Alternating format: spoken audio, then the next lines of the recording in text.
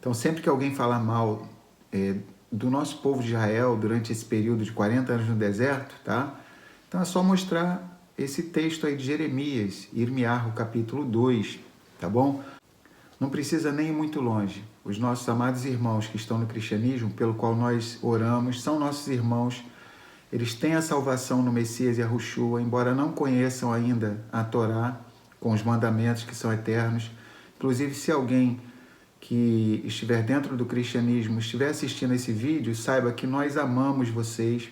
Vocês são israelitas e nem sabem que são israelitas, tá? Mais para frente a gente vai estar gravando vídeos até explicando isso. Então vocês, na sua grande maioria, são israelitas e nem sabem das 10 tribos perdidas, tá? Do Reino do Norte, a casa de Israel, casa de Efraim, casa de Yosef, que foram espalhadas pelos 4 cantos da terra. Tá? Então são nossos amados irmãos pelo qual nós oramos. Eles vão herdar Haye Olam, a vida eterna também conosco, tá bom? Então a nossa oração é para que os nossos irmãos que estão dentro do cristianismo despertem e venham entender que a Torá com os mandamentos é algo eterno. O Messias não veio abolir e nem destruir a Torá, mas veio trazer plenitude. Então olha que coisa bonita, né? Esse finalzinho do capítulo 13 de Êxodo diz que Yahuá, no versículo 21, ia adiante deles, ou seja, do povo de Israel, de dia numa coluna de nuvem. Por quê? O deserto é um lugar muito quente. Então aquela nuvem funcionava como uma espécie de ar-condicionado. Olha que coisa interessante. De dia numa coluna de nuvem para os guiar pelo caminho.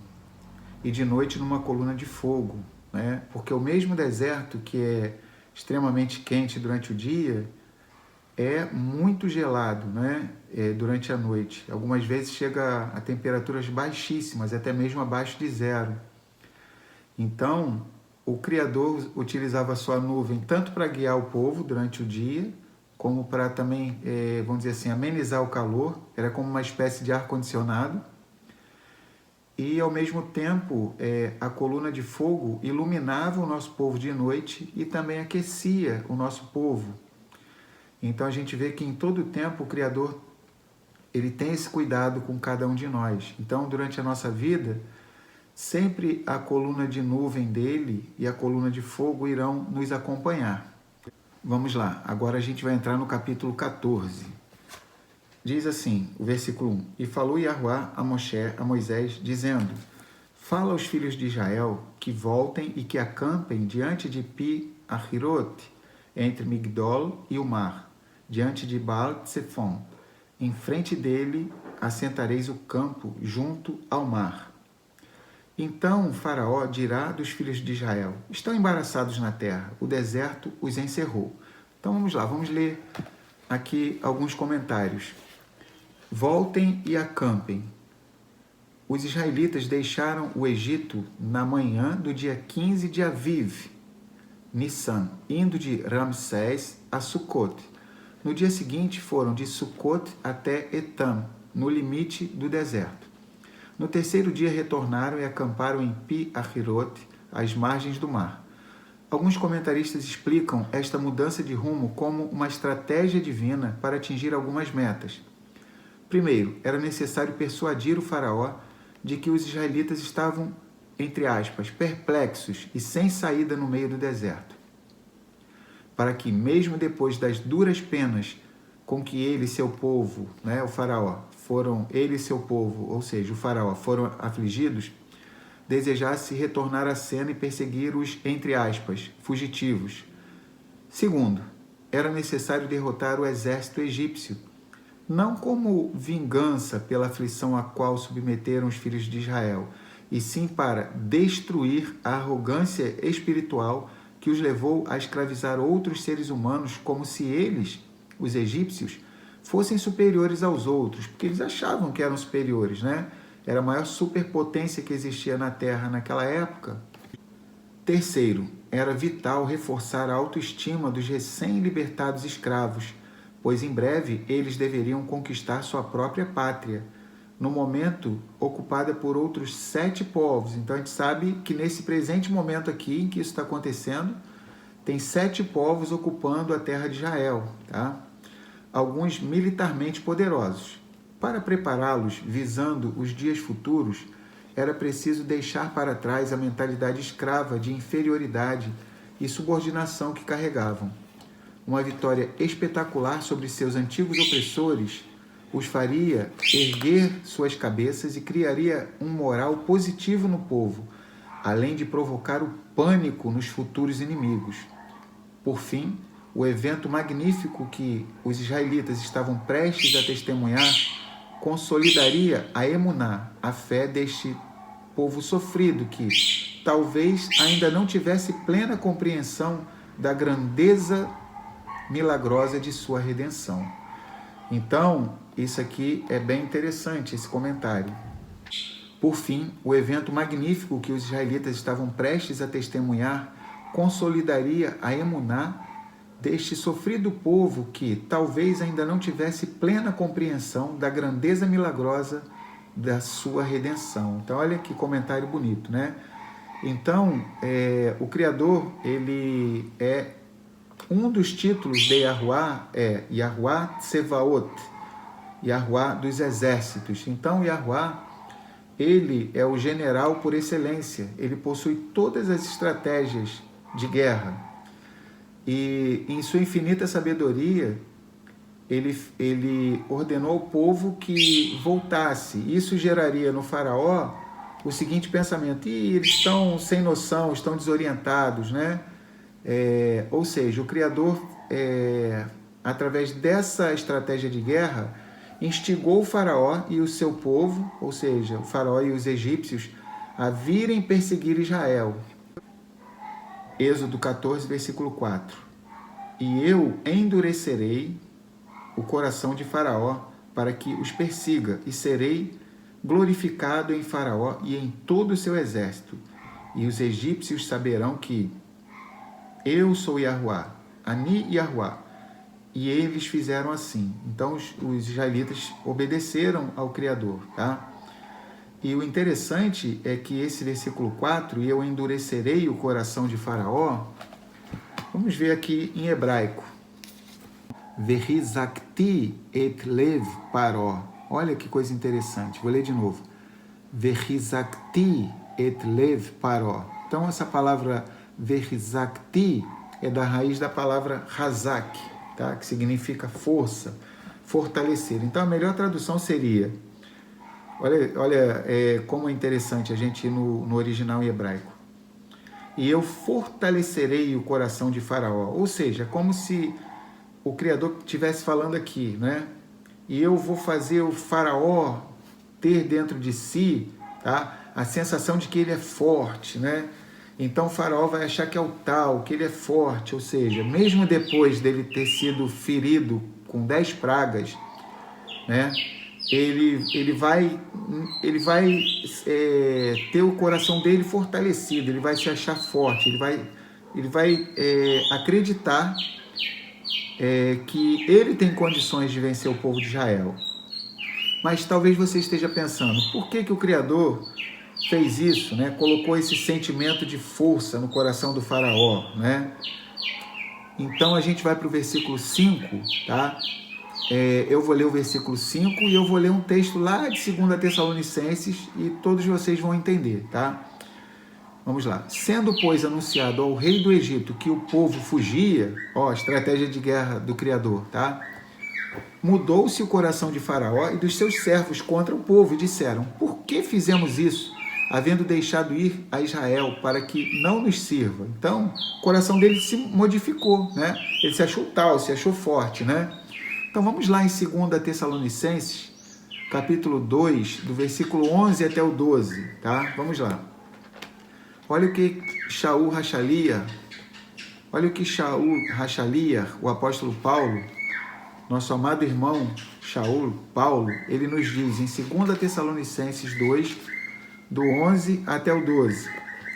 E por isso Elohim lhes enviará a operação do erro, para que acreditem na mentira, para que sejam julgados todos os que não creram na verdade, antes tiveram prazer na iniquidade. Olha que coisa interessante. Paulo, ele nos diz que o Criador mesmo envia a operação do erro, tá? Que era o que estava acontecendo com o faraó. Qual era a operação do erro que estava sendo enviada contra o faraó? A operação do erro era, ele, embora ele já tivesse massacrado 10-0, Israel 10, Egito 0, 10 pragas que o Criador já tinha enviado, né? Se fosse no futebol, né? 10-0, Israel 10, Egito 0, mesmo tomando uma goleada dessa de 10-0, o faraó, né?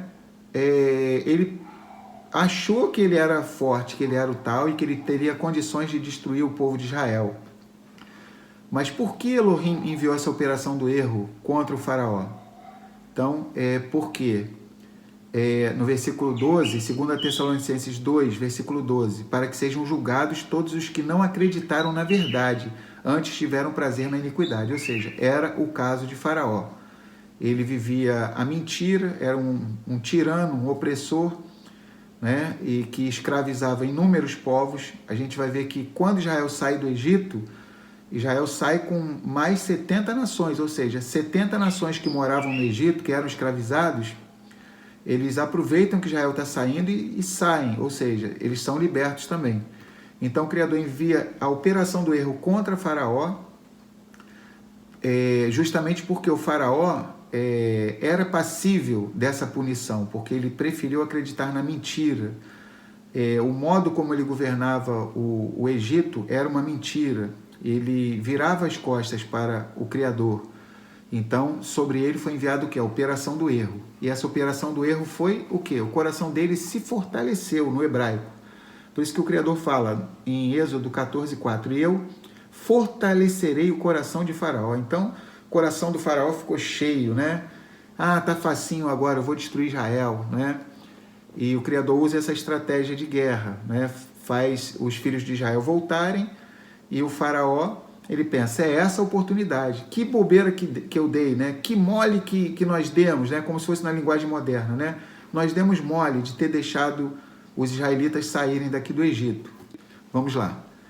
Sendo, pois, anunciado ao rei do Egito que o povo fugia, mudou-se o coração de Faraó, ou seja, foi enviado contra ele a operação do erro. Mudou-se o coração de Faraó e dos seus servos contra o povo e disseram, por que fizemos isso, havendo deixado ir a Israel para que não nos sirva? Deu uma amnésia neles, né? Eles esqueceram que já tinham sido bombardeados pelo Criador, né? Por Yahuá, com 10 pragas. O Egito estava massacrado, né? Israel 10-0. Então, parece que eles ficaram com amnésia, né? E aprontou o seu carro e tomou consigo o seu povo. Então, vamos lá. Vamos ler alguns comentários, tá? Vamos ler um comentário do Êxodo 14:4. E fizeram assim. Os filhos de Israel aceitaram sem discutir a estranha ordem de Moisés, dando provas da forte liderança de Moisés e da confiança nele depositada. Então, muitas vezes, as pessoas vão pregar sobre o povo de Israel, só vão falar mal, né? Eu vou repetir mais uma vez, a gente não está passando a flanela nas atitudes erradas do nosso povo de Israel, não, tá? O que é errado a gente vai falar e a própria Torá mostra os erros do nosso povo de Israel, tá? A gente sabe disso. Vai ter um momento que o Criador vai falar, poxa, já 10 vezes esse povo já me tentou e me provou e me experimentou, ou seja, a Torá não esconde os erros do nosso povo de Israel. Contudo, tá? Diga, contudo, a mesma Torá que mostra os erros do nosso povo de Israel é a Torá que bate palma, enaltece quando o nosso povo faz algo correto, tá? Então, em Êxodo 14:4, a Torá, né, vamos dizer assim, enaltece a atitude do nosso povo de Israel. E eles fizeram assim, ou seja, apesar da ordem de Moisés ser estranha, deles voltarem, eles não questionaram. Talvez se fosse outro povo aí, já começasse a questionar, mas até esse presente momento, eles não questionaram. Então, mérito para o nosso povo de Israel. Então, vamos lá. Vamos ler o comentário do Êxodo 14:6. Atrelou o seu carro. Por que isso, né? Por que o próprio faraó, ele aprontou o seu carro, ele atrelou o seu carro, né? E tomou consigo o seu povo. O próprio faraó o fez. Um gesto que causou impacto em seu povo. Ou seja, ele é o faraó ele não precisava aprontar o carro dele, era só ele estalar os dedos, dar uma ordem, e tinha gente para fazer isso no carro dele, na carruagem dele. Mas ele, vamos ver por que ele fez isso. O próprio faraó o fez, um gesto que causou impacto em seu povo. Com isso, conseguiu tomá-los com ele, ou seja, ele arrebatou o povo dele nessa aventura, né? Convencendo-os de que estava determinado a reverter toda a situação. Então, com essa atitude dele aí, ele conseguiu captar, né, a atenção do povo dele, né, e o povo dele fechou com ele, né? Resolveram embarcar nessa loucura junto com o faraó. Então vamos lá, vamos prosseguir. Versículo 7. E tomou 600 carros escolhidos e todos os carros do Egito e os capitães sobre eles todos, porque Yahuá endureceu o coração de faraó. De novo, tá? O verbo que vai aparecer de novo, eles traduzem por endureceu, mas a palavra, o verbo aí é o verbo razak, tá? Ou seja, porque Yahuá fortaleceu o coração de faraó, rei do Egito, para que perseguisse os filhos de Israel. Porém, os filhos de Israel saíram com alta mão, tá? Então vamos lá. Vamos ler o comentário do versículo 8, tá? A tradução literal da expressão é Yad Ramah, que significa mão elevada. Então, nosso povo, olha que coisa bonita. O nosso povo saiu do Egito com as mãos levantadas, tá? Louvando a Yahuá, olhando para os céus. Então, é muito lindo isso, tá? Então, nós devemos fazer isso. Devemos levantar nossas mãos quando Yahuá realiza um prodígio em nossas vidas, um milagre. Então, devemos levantar nossas mãos em atitude de gratidão ao Criador, com a mão erguida, tá? Então, vamos lá. Vamos prosseguir. Vocês estão ouvindo aí no fundo alguém cantando, é o Elvis, o nosso calopsito, tá? Então, ele está animado, ele está cantando ali, está louvando ao Criador. Então, vamos lá, vamos prosseguir. Versículo 9, Êxodo 14, 9. E os egípcios perseguiram-nos todos os cavalos e carros de Faraó, e os seus cavaleiros e o seu exército, e alcançaram-nos acampados junto ao mar, perto de Pi-Ahirot, diante de Baal-Tsefon. Ou seja, a intenção dos egípcios era fazer um massacre, era detonar, era acabar completamente com o nosso povo de Israel. Deixa eu ajeitar aqui a câmera, só um instantinho. Então a intenção dos egípcios era essa, tá? Dizimar o nosso povo de Israel. E chegando o faraó, os filhos de Israel levantaram seus olhos, e eis que os egípcios vinham atrás deles, e temeram muito. Então os filhos de Israel clamaram a Yahuá. Então imagina a situação, tá? Imagina, vamos nos colocar no lugar dos nossos antepassados lá, há milhares de anos atrás. A gente está saindo do Egito com mochila nas costas, com tudo, nossa família, 603.550 pessoas, tá? Isso homens em idade militar, sem contar mulheres, crianças e outras pessoas, e sem contar os estrangeiros, tá? Então, 603.550 homens com idade militar. O pessoal costuma calcular, os especialistas, se tinha 603.550 homens em idade militar, então é provável que a população de Israel nessa época fosse em torno de 4 a 5 milhões de pessoas, fora 1,5 milhão de estrangeiros que estavam juntos do nosso povo de Israel, né? Oriundos de 70 nações que moravam no Egito, que também eram escravos, tá? Então, vamos lá.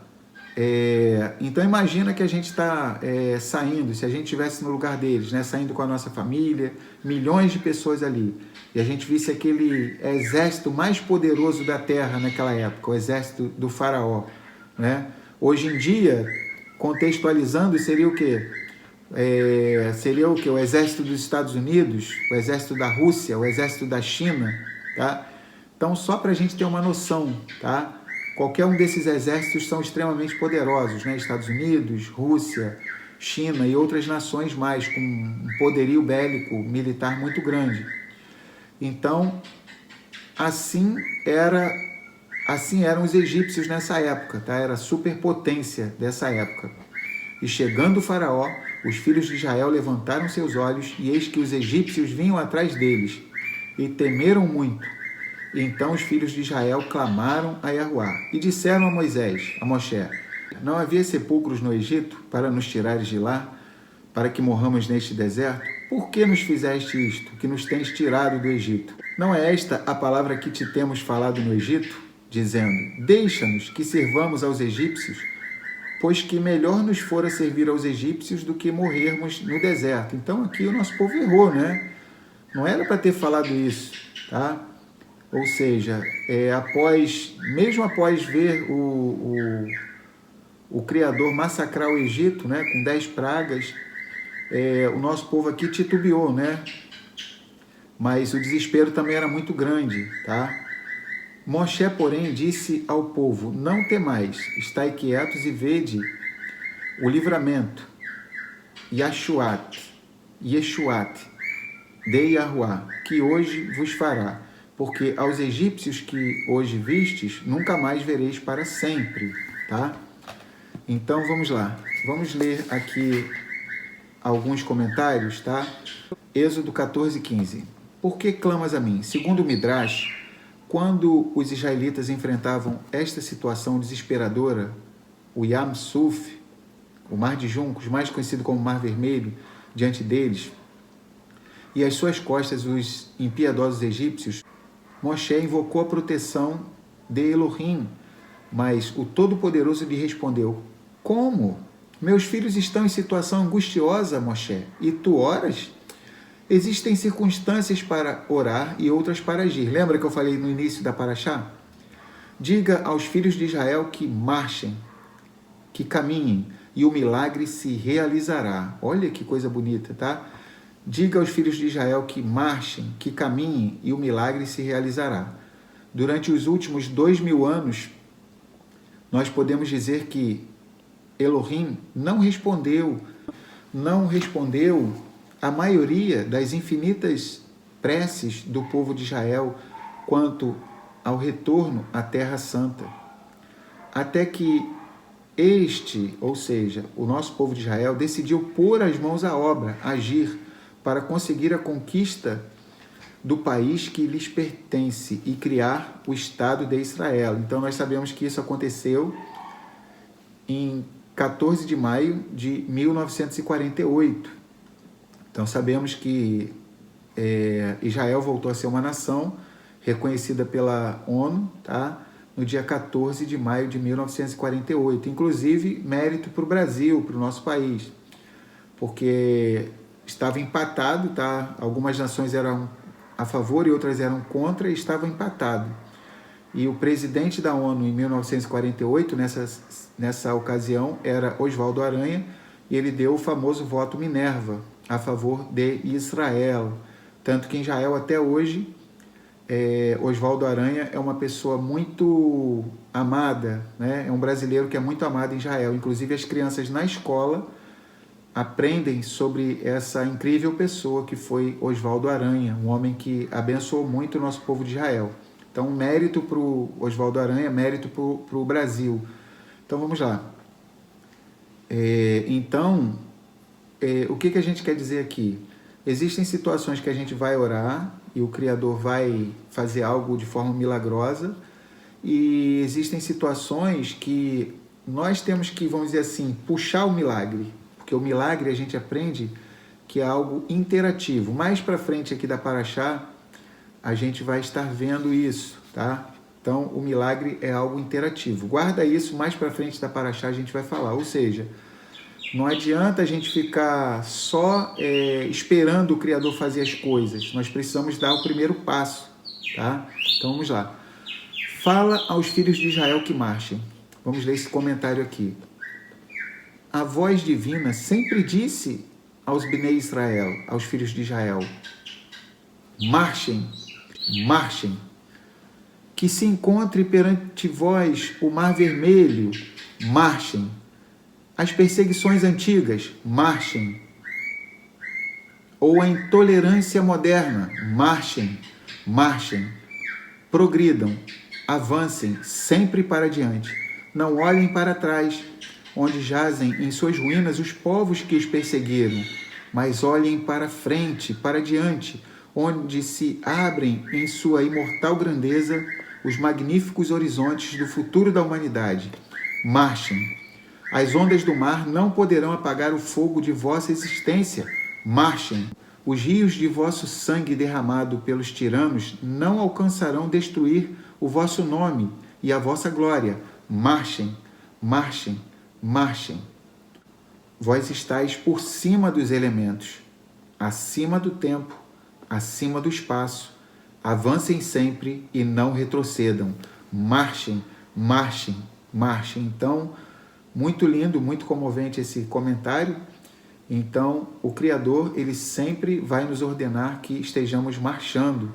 Então, seja qual for o impasse que você, meu irmão, minha irmã, que vier assistir esse vídeo, esteja passando, então, a palavra do Criador para você é: marchem, marchem, marchem. Então, devemos marchar, tá? Então, Kadima, né? Então, precisamos andar, Kadima. Então, o povo de Israel é um povo convidado a ser um povo proativo, um povo interativo, um povo que age, que não apenas fica esperando de braços cruzados o milagre. Precisamos ser um povo de ação, tá? Então vamos continuar. Êxodo 14, versículo 14 diz assim: Yahuá pelejará por vós e vos calareis. Então Moshe, ele assegura ao povo de Israel que o próprio Criador iria pelejar por Israel e eles iriam se calar, tá? E disse Yahuá a Moshe: por que clamas a mim? Dize aos filhos de Israel que marchem. E tu levanta a tua vara e estende a tua mão sobre o mar e fende-o, para que os filhos de Israel atravessem pelo meio do mar em seco. E eis que endurecerei o coração dos egípcios. Olha de novo, o mesmo verbo razak, tá? E eis que fortalecerei, é a melhor tradução, tá? E eis que fortalecerei o coração dos egípcios, para que entrem nele atrás deles. E eu serei glorificado em Faraó e em todo o seu exército, e nos seus carros e nos seus cavaleiros. E os egípcios saberão que Ani Yahuá, eu sou Yahuá, quando for glorificado em Faraó e nos seus carros e nos seus cavaleiros. E o Malar Elohim, e o mensageiro, o anjo de Elohim, que ia adiante do exército de Israel, se retirou e ia atrás deles. Também a coluna de nuvem se retirou de diante deles e se pôs atrás deles. Então, quem é esse Malar Elohim, tá? Ou seja, quem é esse mensageiro de Elohim, esse anjo de Elohim? É o Mashiach. Então, nós temos 100% de certeza que aqui é o nosso Messias Yahushua, tá? Que está agindo. É ele que pessoalmente está comandando o nosso povo de Israel, tá? Então, Yahushua HaMashiach, nós que somos Netzarim, nós fazemos o Vidui Netzarim. O que é o Vidui Netzarim? Você deve estar pensando, né? É a confissão nazarena, a confissão Netzarim, tá? Que diz o seguinte, tá? Nós que somos Netzarim, nazarenos, nós falamos o seguinte: Yahushua Yahuá, Yahushua HaMashiach Mariá. Tradução: Yahushua é Yahuá, Yahushua, o Messias, é o soberano Yah. Então, Baruch atah Yahuá Eloheinu melech haolam. Bendito sejas tu, Yahuá, nosso Elohim, Rei do Universo. Então, para nós que somos israelitas, Netzarim, tá? Nós, ao lermos toda a Escritura, temos a certeza absoluta de que Mashiach Yahushua é o próprio Yahuá, ele é o próprio Eterno, tá? Então, isso é uma coisa fácil, tá? Por exemplo, quando a gente vê alguém que não reconhece a Elohut, a divindade do Messias, tá? Então, a gente já tem a certeza absoluta que essa pessoa nunca leu a Brit Hadashah, a Aliança Renovada, que é erroneamente conhecida como Novo Testamento, tá? Vamos falar assim só para facilitar. Então, essa pessoa nunca leu o Novo Testamento em aramaico e nem em hebraico, tá? Porque quando a gente pega a Peshita, tá? Então, por exemplo, quando a gente pega a Peshita, aqui ó, Peshita aramaica, tá? Que é a capa, aqui é a contracapa, tá? Então vamos lá. Quando a gente pega a Peshitta, tá? Aramaica, então, por exemplo, aqui desse lado do texto, nós temos, tá tudo escrito em caracteres hebraicos, tanto desse lado aqui, quanto desse lado aqui, tá? Sendo que desse lado aqui, tá?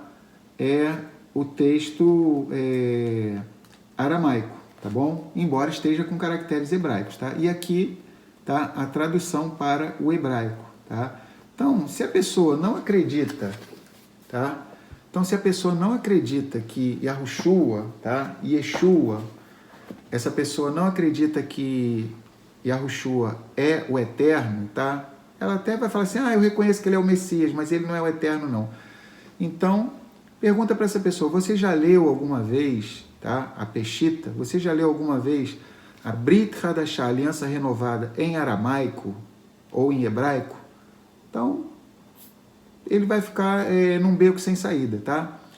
Então, se ele falar que já leu, né, aí já é má índole mesmo, tá? Então, se ele falar assim, não, nunca li, então, amorosamente, a gente deve falar para ele, então, esteja lendo, tá? Em aramaico, em hebraico, não é impossível de se aprender, qualquer pessoa pode aprender a ler as escrituras no idioma original, tá? Então, se essa pessoa lê as escrituras e embora até reconheça que Yahushua, Yeshua, é o Messias, mas ela não admite que ele é o próprio Eterno, então provavelmente essa pessoa nunca leu o Novo Testamento, tá? A Aliança Renovada, nas línguas semíticas, porque se ela lê em aramaico e em hebraico, ela vai ver na mesma hora que Yahushua é o próprio Eterno, ele é o próprio Yud-Rei Vav-Rei, o próprio Yahuá. Por isso que o nome é Yahushua, que é o quê? Yahuá salva, tá? Então, agora, se ela falar assim, eu já li em aramaico e já li em hebraico, então aí já é má índole mesmo da pessoa, tá? Aí, me desculpe, mas não tem outra coisa que a gente, não tem outra conclusão que a gente chegue. Aí é má índole mesmo, tá? Ou burrice, tá? Ou má índole ou burrice. Porque é impossível uma pessoa ler a Aliança Renovada, o Novo Testamento em aramaico e em hebraico. É impossível essa pessoa ler em hebraico e aramaico e essa pessoa não entender que Yahushua é o próprio Eterno. É impossível. Logo de cara ela vai começar a ver toda hora. Yahushua é o próprio Eterno, ele é o próprio Yahuá. Então, por que a gente está falando isso? Porque muitas pessoas, tá? Elas leem as Escrituras e muitas delas só percebem a presença do Messias no Novo Testamento, né? Só no Novo Testamento. Então a pessoa vai lá, em Mateus começa a história do Messias, e a pessoa não entende que o Messias é pré-existente, tá?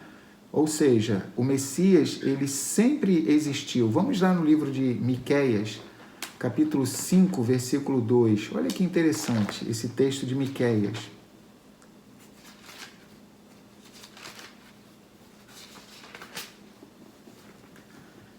E tu, Beit-Lehem, Efratá, e tu, Belém, Efrata, posto que pequena entre milhares de Yahudá, de ti me sairá o que será o soberano em Israel, e cujas origens são desde os tempos antigos, desde os dias da eternidade. Olha que coisa interessante, está falando da eternidade do Mashiach, do Messias Yahushua, tá? Ele é eterno. E em Yohanan, esse texto famosíssimo, tá? Yohanan, João, capítulo 1, versículo 1, tá? Diz assim, no princípio era a palavra, e a palavra estava com Elohim, e Elohim, ele era a palavra. Então é assim que é no original em hebraico, tá? Então, só para vocês terem ideia, eu vou ler aqui. Por que a gente está falando isso? Porque a gente vai ver que o Mashiach, o Messias de Israel, Yahushua, pessoalmente está comandando o nosso povo aqui na saída do Egito. Tá? Então vamos abrir aqui na Bessorá, no Evangelho, nas Boas Novas de Yohanan. Tá? Então vamos lá. Vamos ler aqui João, como a maioria das pessoas conhecem, tá? Capítulo 1, versículo 1. Vamos ler em hebraico e em seguida a gente traz a melhor tradução. Então, olha só, João 1. Bereshit Hayah Hadavar. Vehu hadavar haya etzel ha-Elohim. Ve-Elohim haya hu hadavar. Olha, vamos para a tradução. Bereshit haya hadavar, tradução. No princípio estava, existia, era a palavra. Vehu hadavar, e ele, a palavra, haya etzel ha-Elohim, estava com Elohim. Ve Elohim haya hu hadavar, e Elohim era ele a palavra. A Peshita, ela mostra que o Eterno é o Messias Yahushua, ou seja, nem havia necessidade de provar que o Messias é o Eterno, porque todo mundo já sabia disso. Mas a Peshita dá um passo além e mostra o seguinte: o Eterno, ele é o Messias Yahushua, ou seja, ele vê Elohim, como a gente viu aqui, né? Como a gente viu aqui em Yohanan, em João, capítulo 1, no finalzinho do João 1, vê Elohim haya hu hadavar, ou seja, e Elohim era ele a palavra, ou seja, Yahuwá, o Eterno, Elohim, que não cabe no universo, ele se manifesta através da sua carruagem, Yahushua HaMashiach. E Yahushua é o próprio Eterno. Então, por isso que diz que Elohim era ele a palavra, ou seja, então isso é ponto passivo para nós que somos Netzarim, nós somos nazarenos. Então vamos lá, vamos prosseguir. Êxodo 14, 19. E o Malar Elohim, ou seja, o mensageiro, o anjo de Elohim, que nós sabemos que é o nosso Messias, Yahushua, que muitos acham que ele só resolveu se manifestar lá em Mateus, a partir do Evangelho de Mateus, Matitiarro. Não, ele já se manifesta desde de Gênesis 1.1, tá? Então, já em inúmeros vídeos nossos, nós já até falamos, em Gênesis 1.1, já existe a aparição do Messias Yahushua, tá?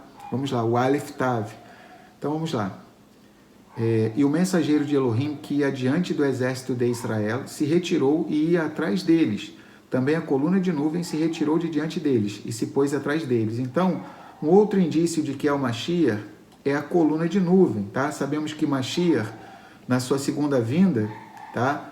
Ele voltará sobre o quê? Sobre as nuvens dos céus, tá? Então, a nuvem é um indício de que o Messias está ali naquele lugar, tá? Então, quem é que estava aqui? O Messias, o Mashiach, tá? O Mashiach Yahushua. E ia entre o acampamento dos egípcios e o acampamento de Israel. E a nuvem era escuridão para aqueles, ou seja, para os egípcios, a nuvem trazia escuridão. E para estes, ou seja, para o povo de Israel, esclarecia, iluminava a noite, de maneira que em toda a noite não chegou um ao outro. Então, o Mashiach estava ali, né? Entre o acampamento dos egípcios e o acampamento de Israel, tá? A nuvem dele estava ali, e Moshe estendeu a sua mão sobre o mar. E Yahuwá fez retirar o mar por um forte vento oriental toda aquela noite, e o mar tornou-se em seco, e as águas foram partidas. Então, Yahuwá está manifestando seu grande poder aqui. E os filhos de Israel entraram pelo meio do mar em seco, e as águas lhes foram como um muro à sua direita e à sua esquerda. Então vamos lá, vamos ler alguns comentários, tá? Vamos lá. E não se aproximaram um do outro. O exegeta Abraham ibn Ezra questiona a reação de pânico dos filhos de Israel diante da aproximação dos egípcios, sendo eles 603.550 homens em idade militar. Por que não saíram para o enfrentamento com os seus perseguidores? Por que não decidiram lutar por suas vidas e pela liberdade de seus filhos? A resposta é a seguinte: os egípcios eram os patrões, os senhores dos filhos de Israel, e estes, desde a infância, viveram sob o jugo dos egípcios. Tinham, portanto, alma de escravos e careciam do orgulho inato dos homens livres, e sequer eram treinados na arte da guerra, como eu havia falado alguns minutos atrás, tá? Vamos ler o comentário agora, a gente leu o comentário de Êxodo 14, 20, agora o comentário de Êxodo 14, 21. Foram divididas as águas. Analisar a separação das águas do Mar de Juncos, mais conhecido como Mar Vermelho, de acordo com as leis da natureza, ou sob a ótica da lógica humana, seria desvirtuar a própria essência deste episódio. Kiryat Yam-Suf, a abertura do Mar de Juncos, a abertura do Mar Vermelho, foi a demonstração marcante do amor irrestrito de Elohim para com o seu povo e de sua infinita generosidade. Tanto a libertação do povo de Israel do Egito, como sua existência física e espiritual através da história, apesar da franca hostilidade das demais nações, devem-se exclusivamente à bondade divina e ao pródigo zelo com que assiste a seus filhos. Então, Yahuwá em todo tempo zela em prol do nosso povo de Israel. Vamos lá. Comentário de Êxodo 14, 22. E entraram os filhos de Israel no meio do mar. Os filhos de Israel tinham de provar sua lealdade a Elohim entrando no mar. Isto reafirma o caráter interativo do milagre. Então, vocês devem estar pensando, por que esse negócio é de milagre interativo, né? Só para a gente ter uma ideia, tá? Mashiach e Yahushua, na Brit Hadashah, na Aliança Renovada. O povo estava seguindo ele, estava sem comer, com fome. Os discípulos falaram para ele, mestre, despede-os, porque eles estão muito tempo sem comer e tal. Aí o Mashiach falou assim, dai-lhes vós mesmos de comer. Ou seja, qual é a interação que vocês estão tendo com esse milagre? Por enquanto, nenhuma, né? Então, algum tempo depois, eles voltam, né, com, entre aspas, o material do milagre, tá? A interação com o milagre. Ah, nós temos aqui 5 pães e 2 peixinhos, mas o que é isso para tanto? E Mashiach falou, faz reclinar o povo, né? E a gente conhece o final da história. Ele pega aqueles 5 pães e aqueles 2 peixinhos, né? E faz abrahar. E o que aconteceu? Milhares de pessoas se alimentaram, tá? E ainda sobrou muita coisa. Ou seja, primeiro eles tiveram que interagir com o milagre, tá? Ah, tu és o Messias, eles deviam estar pensando, faz o milagre aí, né? Tu és o próprio Eterno, tu és o próprio Mashiach, né? Não, mas é como se o Mashiach estivesse falando assim, mas qual a contribuição de vocês para que aconteça esse milagre, tá? E eles trouxeram 5 pães e 2 peixinhos. Eles falaram, mas o que é isso para tanto, né? E o Mashiach deve ter pensado, já é o suficiente, ou seja, vocês fizeram o que estava ao alcance de vocês. O que não é possível para vocês agora, eu vou fazer, tá? Então a gente precisa ter isso em mente. Sempre que a gente pedir um milagre ao Criador, a gente tem que procurar fazer o quê? O que está ao nosso alcance. E outra regra que nós, do povo de Israel, utilizamos. Ao fazermos uma tefilá, uma oração, nós devemos nos colocar como o primeiro agente para que se manifeste essa nossa oração. Então, a gente está orando para que uma coisa aconteça. Então, o primeiro ser que pode agir em prol desse milagre, desse acontecimento, né? A primeira pessoa aqui na face da terra que pode e deve agir em prol desse milagre é justamente a pessoa que está fazendo a oração. Então, ela tem que ser ativa, tá? Se tiver alguma coisa que ela possa fazer, tá? Então, ela deve estar fazendo. Então, nós aprendemos que o milagre tem que ser interativo. Vamos prosseguir. Os filhos de Israel tinham de provar sua lealdade a Yahuwá Elohim entrando no mar. Isto reafirma o caráter interativo do milagre. Em vez de ficarem paralisados pelo pânico e pelo medo, eles deviam agir. O Midrash relata que Nachshon, filho de Aminadav, posteriormente nomeado príncipe da tribo de Judá, foi o primeiro a obedecer a ordem de Moisés e a entrar no mar. Ele caminhou dentro do mar, isso não tem na Torá, tá? Não tem escrito isso na Bíblia, mas a tradição diz isso, o Midrash diz isso. Então, Nachshon, ele caminhou dentro do mar e quando a água chegou à altura de seu queixo, o mar se abriu. Olha que comentário lindo, tá? Então, repetindo, não existe isso, esse relato na Torá, mas o Midrash, a tradição, conta isso. E, inclusive, esse Nachshon, ele aparece em Matitiahu, em Mateus, capítulo 1, tá? Na árvore genealógica do nosso Messias, do nosso Salvador, tá? Porque o nosso Salvador, o nosso Messias, ele é oriundo da tribo de Yehudá, a tribo de Judá. Então, Nachshon, tá? Filho de Aminadav, ele posteriormente foi nomeado príncipe da tribo de Judá. Então, como essa tribo de Judá é uma tribo que é muito guerreira, tanto que o estandarte, a bandeira, a flâmula da tribo de Judá é um leão, tá? Por isso que em Apocalipse, Hit Galut, capítulo 5, versículo 5 diz, vamos ler esse texto, vamos lá. Então, em Apocalipse, é por isso que em Apocalipse, Hit Galut 5:5 diz o seguinte, vamos lá. Olha que coisa interessante, a conexão do nosso Messias com a tribo de Judá. Apocalipse 5:5. Vamos ler desde o 4. E eu chorava muito, porque ninguém fora achado digno de abrir o livro, nem de o ler, nem de olhar para ele. E disse-me um dos anciãos, não chores, eis aqui o leão da tribo de Yahudá, Judá, a raiz de Davi, que venceu para abrir o livro e desatar os seus 7 selos. Olha que coisa interessante. Então o leão, ele em inúmeras vezes está associado à tribo de Judá e ao nosso Messias, Yahushua. Então o Midrash diz esse relato bem interessante, bem bonito, né? Que enquanto Moshe estava lá clamando lá, não era o momento de clamar, era o momento de agir. Então quem acabou agindo foi quem? Narshon. Então ele saiu entrando, de acordo com o Midrash, com a tradição, e a água veio subindo, e ele foi entrando, e quando a água chegou no queixo dele, diz o Midrash, o Mar Vermelho se abriu. Então, muito lindo esse comentário, tá? E mostra essa característica da tribo de Yahudá, uma tribo guerreira, uma tribo que vai para cima. Inúmeros relatos das Escrituras nos mostram, quando Israel ia para a guerra, eles consultavam ao Criador, a Yahuwah Elohim, e perguntavam, qual tribo vai subir primeiro? E a resposta era, Yahudá subirá primeiro, ou seja, Judá subirá primeiro. Por isso que o estandarte dessa tribo é bem merecido, é um leão, tá? Que o leão é um animal intrépido, corajoso, é um animal que não conhece o medo, ou seja, então esse é o estandarte da tribo de Yahudá, a tribo de Judá. Vamos lá, para a gente fechar o capítulo 14 e entrar no 15, que é o Cântico de Moshe. Vamos lá.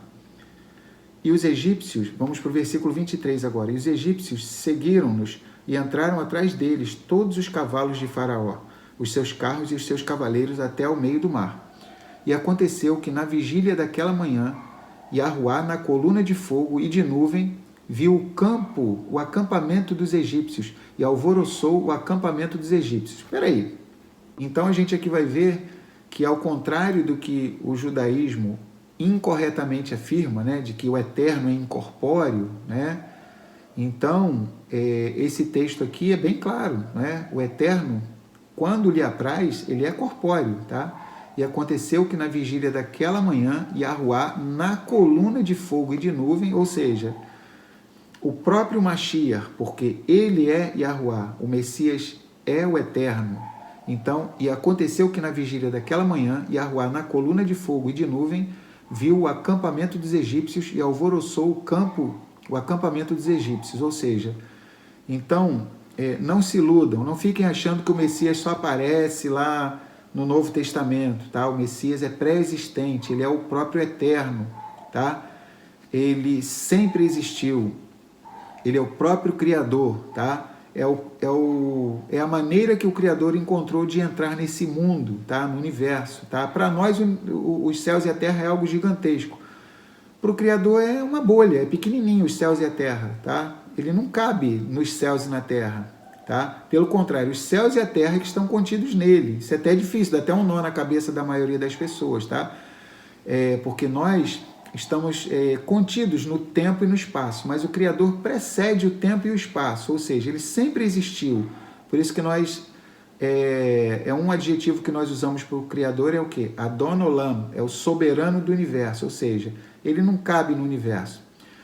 Porém, pelo seu infinito amor, ele entra nesse universo se contraindo, ou seja, por isso que em Filipenses capítulo 2 diz que o Mashiach se esvaziou de toda a sua kevod, de todo o seu esplendor, tá? De toda a sua glória.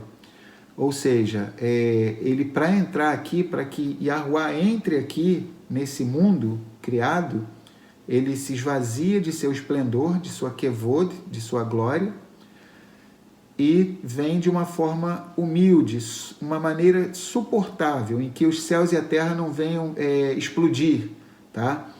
Então, quando lermos as Escrituras e vermos as manifestações de Yahuwah, tá? Que nas Bíblias em português, infelizmente, eles tiraram o nome do Criador, o nome verdadeiro do Criador. Nas Bíblias em português vem escrito Senhor, tudo com letras maiúsculas. Então, sempre que você vê na sua Bíblia a palavra Senhor, tudo com letras maiúsculas, tá?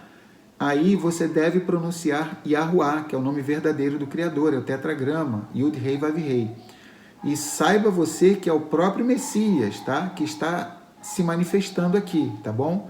Então vamos lá. E aconteceu que na vigília daquela manhã, Yahuwah, na coluna de fogo e de nuvem, viu o acampamento dos egípcios e alvoroçou o campo dos egípcios. E tirou-lhes as rodas dos seus carros e fê-los andar pesadamente. Então disseram os egípcios: fujamos da face de Israel, porque Yahuwah peleja por eles contra os egípcios. Ou seja, eles mesmos viram que eles viram isso, era notório que Yahuwah estava ali pessoalmente, comandando a guerra a favor de Israel e contra o Egito. E disse Yahuwah a Moisés: estende a tua mão sobre o mar, para que as águas tornem sobre os egípcios, sobre os seus carros e sobre os seus cavaleiros. E Moshe estendeu a sua mão sobre o mar, e o mar retomou a sua força ao amanhecer. E os egípcios fugiram ao seu encontro, e Yahuwah derribou os egípcios no meio do mar, porque as águas, tornando, cobriram os carros e os cavaleiros de todo o exército de Faraó, que os haviam seguido no mar. Nem ainda um deles ficou. Olha que coisa interessante, né? Vamos abrir em Êxodo 10, 19. Olha que coisa interessante. E Yahuwah trouxe um vento ocidental fortíssimo, o qual levantou os gafanhotos e os lançou no Yam Suf, o mar de juncos, o mar vermelho, no mar vermelho. Nem ainda um gafanhoto ficou em todos os termos do Egito. Olha que coisa interessante. A praga dos gafanhotos, quando o Criador retirou essa praga lá do Egito, né, o Criador trouxe um vento ocidental fortíssimo, o qual levantou os gafanhotos e os lançou o quê? No mar vermelho. O mesmo lugar que os egípcios pereceram, né? E nem ainda um gafanhoto ficou em todos os termos do Egito. E aqui, em Êxodo 14, 28, nem ainda um deles ficou. Então, a Torá está mostrando que esse povo egípcio dessa época, eles se comportavam como uma peste, né? Como gafanhotos, ou seja, eles destruíam tudo que estava à volta deles, tá? Por isso que o fim deles foi exatamente igual ao fim que tiveram os gafanhotos, ou seja, eles foram levados por um vento para o Mar Vermelho, foram lançados no Mar Vermelho, e não ficou nenhum deles em todos os termos do Egito. Da mesma, a destruição tanto dos gafanhotos quanto dos egípcios foi no mesmo lugar e da mesma maneira, relatada de forma extremamente parecida, tá? Nem ainda um deles ficou. Então a Torá está conectando o povo do Egito, tá, ao gafanhoto, que é uma praga, tá? Então vamos lá. Mas os filhos de Israel foram pelo meio do mar em seco, e as águas foram-lhes como um muro, à sua mão direita e à sua esquerda. Assim Yahuwah salvou Israel naquele dia da mão dos egípcios. E Israel viu os egípcios mortos na praia do mar. E viu Israel a grande mão que Yahuwah mostrara aos egípcios. E temeu o povo a Yahuwah, e creu em Yahuwah e em Moshe, Moisés, seu servo. Tá? Então vamos ler alguns comentários. Tá? Vamos lá. A gente vai estar vendo alguns comentários. No versículo 31, diz assim: e creram em Yahuwah, ao testemunhar um milagre no qual os justos foram salvos e simultaneamente os malvados punidos, os israelitas conheceram uma nova dimensão da benevolência e justiça divinas. Tá? Então, aqui o povo ficou estarrecido, ficou perplexo. Até os dias de hoje, né? A gente se admira quando a gente comenta sobre a travessia do povo de Israel pelo Mar Vermelho, né? A destruição dos egípcios nesse mesmo Mar Vermelho. Tá? Então, nesse momento, o povo de Israel passou a conhecer uma nova dimensão da benevolência, né? Ou seja, do favor imerecido do Criador e da justiça divina, tá? Ou seja, então o Criador é bom, mas ele também possui, ele tem a sua justiça, tá? Então, quando alguém, vamos dizer assim, transborda iniquidade, quando chega o tempo dessa pessoa ou esse povo ser punido, tá? Então é o momento que o Criador aplica sobre essa pessoa ou sobre esse povo que a sua justiça, tá? Então o Criador, ele é ao mesmo tempo misericordioso, tá? Mas ele também é justo, tá? Então olha que reflexão interessante nós podemos fazer, tá? Se Elohim fosse somente bondoso, tá? O que aconteceria? Isso acabaria sendo uma injustiça. Por quê? Porque tem pessoa que sempre é pronta, que não quer fazer techuvá, não quer se converter, tá? Então, daria a impressão para as pessoas de que o Criador tanto faz se a pessoa age corretamente ou de forma errada, tá? Daria a impressão de que tanto faz o justo, ser justo como ímpio, daria no mesmo para o Criador, mas de maneira nenhuma ele deixaria as pessoas pensarem isso, tá? Então, se ele fosse só bondoso, né? Como muitas pessoas nos dias de hoje acham que o Criador é só bondoso, tá? Mas não, ele tem a sua justiça, tá? Porque imagina uma pessoa que foi injustiçada por alguém, tá? Inclusive, para ela conhecer a bondade do Criador, muitas vezes é através da justiça que o Criador faz, em prol da pessoa que foi injustiçada, tá? O Criador fazendo justiça. Então, nós precisamos conhecer essas duas dimensões do Criador, tá? Ele é bom e é justo, tá? Então, se fosse só bondoso, tá? As pessoas seriam tentadas a agir de forma errada e a humanidade iria se desvirtuar cada vez mais, tá? Porém, se ele fosse só se só agisse com justiça, se ele só agisse com justiça todas as vezes, tá? Fosse severo ao julgar, né? Se ele só agisse com justiça, quem subsistiria diante dele? Porque todos nós somos pecadores, né? Então vamos ler, por exemplo, Romanos, né? Romim, capítulo 3, né? Vamos ler esse texto que é bem conhecido de Romanos, capítulo 3, versículo 23. Porque todos pecaram e destituídos estão do esplendor de Elohim. Ou seja, então todos nós somos pecadores. Se o Criador fosse sempre agir só com justiça também, quem subsistiria diante dele? Ninguém, né? Porque todos pecaram e destituídos estão do esplendor de Elohim, tá? Então nós estamos concluindo aqui o capítulo 14 e nós vamos para o capítulo 15. Só um instantinho.